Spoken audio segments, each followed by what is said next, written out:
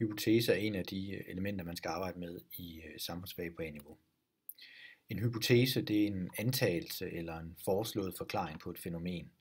Altså man kan sige, at en hypotese er en påstand, som vi ikke nødvendigvis ved, om den er sand. Vi kan selvfølgelig undersøge det bagefter. Så en hypotese, det er en begrundet formodning. Altså vi har en idé om, hvordan tingene hænger sammen. Når man skal skrive en hypotese i samfundsfag, så består den af de her tre elementer. Der er en iagttagelse, en forklaring og så en begrundelse. Iagttagelsen og forklaringen, de hænger sammen i den samme sætning. Så det vil sige, når man skal skrive det, så skriver man en iagttagelse, altså noget man kan konstatere ud fra en tabel eller en figur. Den skriver man ned, og så i samme sætning, så skriver man en forklaring på den iagttagelse. Altså hvorfor ser det ud, som det ser ud. De to sætninger vil man typisk binde sammen med fordi. Altså en iagttagelse, fordi, og så en forklaring. Derefter så skal man også have en begrundelse.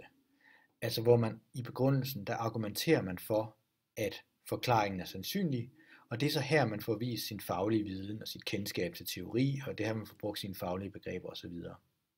Så en hypotese i samfundsfag, den består, når den er fuldstændig, af en iagttagelse, fordi en forklaring, og så nedenunder har man så en begrundelse, hvor man får vist sin faglighed. Her er et eksempel på en hypotese. Stemmeprocenten til folketingsvalg er højere end til europaparlamentsvalg. Det er iagttagelsen. Det kan man læse ud af det data, man nu har vedlagt det her.